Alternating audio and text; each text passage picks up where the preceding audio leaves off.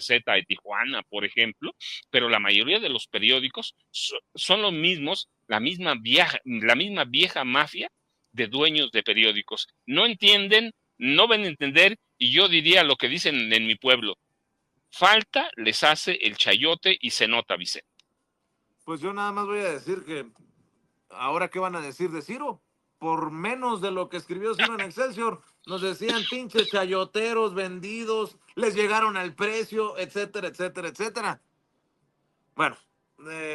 déjenme saludar también al abogado, hermano, querido César Gutiérrez Priego, a quien saludamos con mucho gusto. Y ustedes saben que escribe una columna que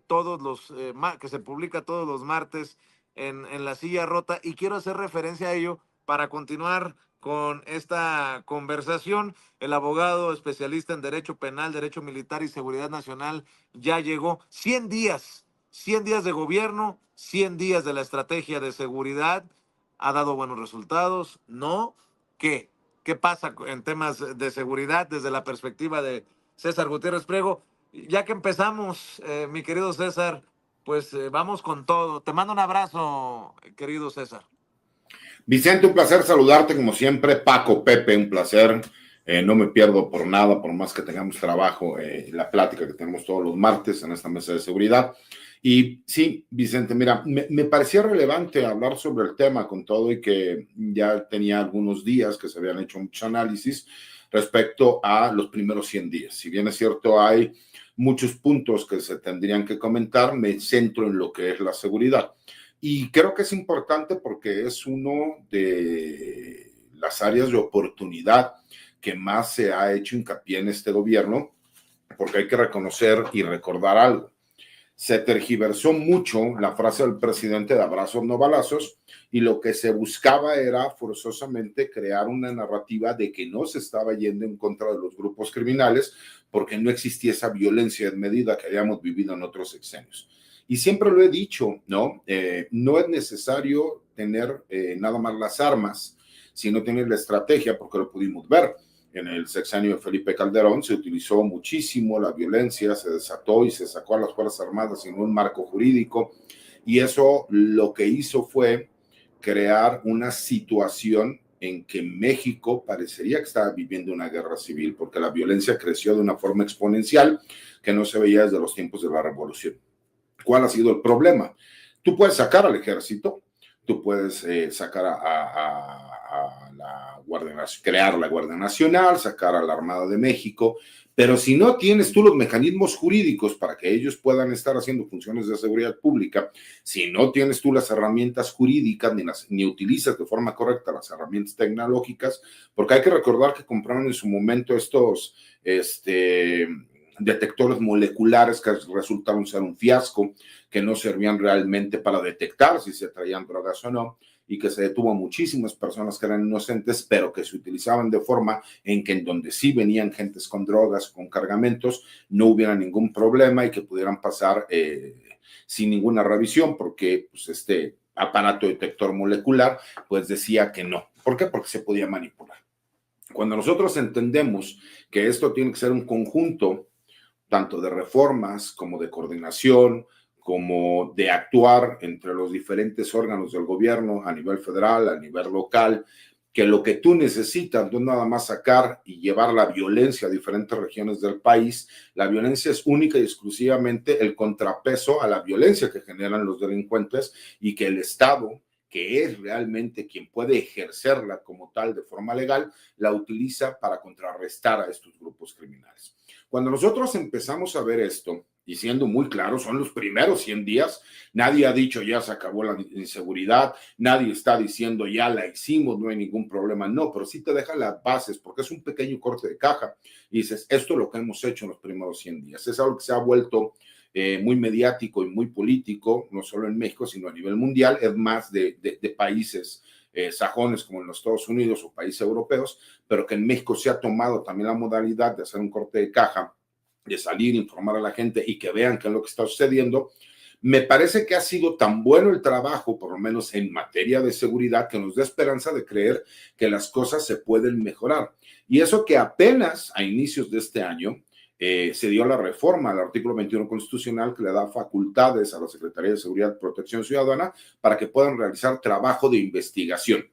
Eso pues, es una herramienta jurídica, porque la intención no solamente es salir a detener delincuentes, y es lo que yo les decía. Señalan muchos, bravo, Felipe Calderón sí salió a pelear contra los grupos criminales. Yo le pregunto a Paco y a Pepe, que salvo que ellos conocen del tema, salvo aquellos narcotraficantes de alto perfil que fueron extraditados a Estados Unidos y que la gran mayoría de ellos terminaron convirtiendo en testigos protegidos, díganme qué otro alto perfil de la delincuencia organizada en tiempos de Felipe Calderón que fue detenido, sigue detenido en México, para que vean lo que fue la farsa. Y recordamos nada más el michoacanazo, ¿no? ¿Cuál es la problemática que hemos tenido? Que muchas de esas detenciones pues no tienen el marco jurídico para cuando llegas ante el Poder Judicial se puedan fundamentar para que existan vinculaciones a proceso y, lo más importante, sentencias condenatorias en contra de estos criminales. No se daba, no tenían las herramientas, adoptaron un sistema jurídico, ¿no? En los tiempos de Felipe Calderón se inicia y se termina en los tiempos de Peña Nieto, donde los criminales sí se prepararon y llevaron ventaja, y no es porque las autoridades no tengan esa capacidad, sino que encontraron también la forma, los abogados de los grupos criminales, de ir con un sistema garantista en contra de todo lo que hace la autoridad. Y cuando tú utilizas un sistema que se supone que lo que busca priorizar es la justicia sobre la legalidad, pero le quitas la parte esencial, que es el jurado popular, pues en México nos quedamos nada más con la legalidad, y en la legalidad resulta que adaptamos un sistema que está basado en la buena fe y las investigaciones de la policía, y nuestra policía no tenía capacidades de investigación. Entonces hacemos un análisis, ¿no?, de cómo se vinieron haciendo este trabajo, lo que fue este decomiso en 2 acciones distintas en un solo día, más grande no solo de la historia de México, sino a nivel mundial, de fentanilo, que nada más con ese simple decomiso que se realiza en 2 acciones en un mismo día en el estado de Sinaloa, ya se detuvo, ya se confiscó más fentanilo que en todo el sexenio de Enrique Peña Nieto. Y eso te demuestra que entonces, pues el trabajo que se está realizando sí tiene futuro y que tiene buenas bases. Eso no significa que vamos a ganar esta histórica lucha contra el tráfico de drogas. ¿Por qué? Porque si la DEA, que acaba de cumplir 51 años y que fue creada en los tiempos de Richard Nixon, fue creada supuestamente con la intención para declarar la guerra a las drogas a nivel mundial, y cuando inicia tenían apenas cerca de 1 millón de adictos en los Estados Unidos y ahora tienen más de 64, pues parece que ha pasado todo lo contrario, ¿no? Y creo que hemos ya señalado nosotros desde hace muchísimo tiempo que es ilógico que el gobierno de los Estados Unidos, que es el máximo consumidor de drogas a nivel mundial, ¿no?, como país,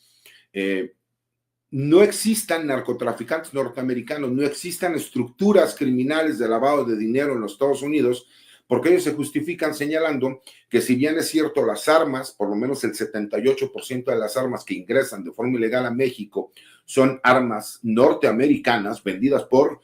armadoras estadounidenses, y que además fueron compradas de forma legal en los Estados Unidos, aunque no se revisó ninguno de los procesos administrativos que se tenían que llevar a cabo, y que son las que utilizan los grupos criminales para atentar contra ciudadanos mexicanos, incluso contra ciudadanos estadounidenses, para ir en contra de las policías y de las Fuerzas Armadas en nuestro país, pues lo mismo pasa con toda esta maquinaria que tiene el crimen organizado. Entonces hago los señalamientos, ¿no?, de lo que fue el operativo Enjambre, las detenciones que se han estado llevando a cabo, que hasta ahorita todas las detenciones que se han llevado a cabo, porque han sido derivadas de órdenes de aprehensión o de órdenes de cateo, en donde cuando se lleva a cabo este cateo se puede demostrar que están cometiendo delitos en flagrancia, pues han ido aparejadas de vinculaciones a proceso, lo cual nos demuestra que por lo menos el trabajo de inteligencia y gabinete que se está haciendo hasta este momento es correcto. el que se sepa exactamente cuáles son el número de armas que ingresan al país de forma ilegal por parte de los Estados Unidos, que en promedio son cerca de 200,000, el que sepamos el número de detenciones que se han llevado a cabo de presuntos personajes ligados a la delincuencia organizada, el que veamos a presidentes municipales, sin importar del partido que sea, porque también hay del partido Morena, que es el partido en el poder a nivel federal, el que veamos a jefes policíacos que también han sido detenidos por tener vínculos con el crimen organizado, pues solamente nos da la esperanza de pensar que lo que está por venir todavía será mejor. Entonces, eso es lo que hablo en la columna, eso es lo que analizo, eso es lo que veo, porque también, como lo comentaban los compañeros, hay una clara narrativa por parte de un sector de la prensa y me parece que estamos viendo la extinción de la oposición.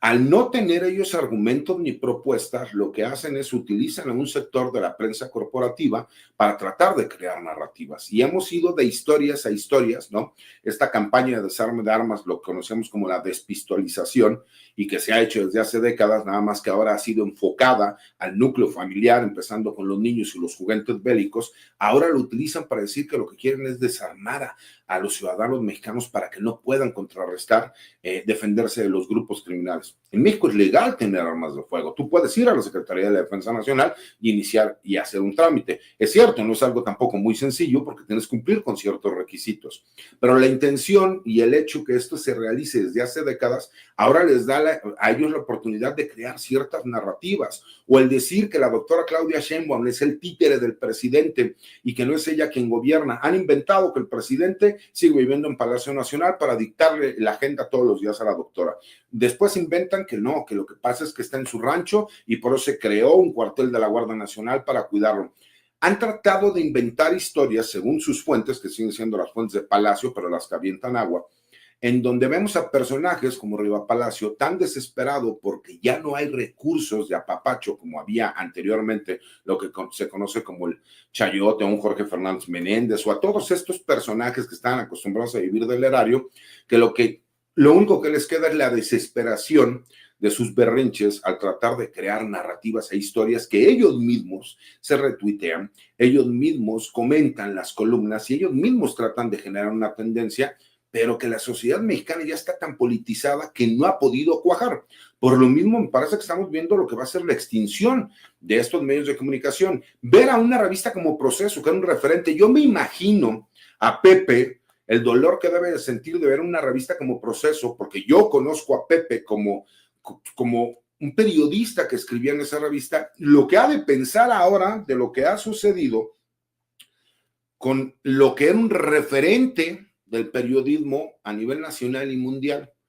cómo se convirtió en un pasquín de la derecha, porque lo que buscaba o lo que quería era apoyar una narrativa y que ya no sustentó los hechos. O ver a una periodista como Anabel Hernández, que en algún momento pensé que tenía credibilidad y que ahora ya se sube a hacer señalamientos porque un tercero, el cual no puedes verificar ni se verifica lo que dice, la hace a ella salir, porque ya ha entendido esa parte legal, es que no lo digo yo, lo dice un tercero. Entonces con eso ella se lava las manos. Cuando demuestras pruebas de que se puede llevar a cabo algo, pues entonces sí tú puedes salir a hacer una imputación. Pero ellos ya han tenido una narrativa que curiosamente viene con la idea de lo que busca el gobierno de los Estados Unidos para presionar a México y que están todos los elementos, desde quién es el embajador, las narrativas de los medios de comunicación, el utilizar a un periódico como el New York Times que ha perdido toda credibilidad, y me parece que es obligación de las personas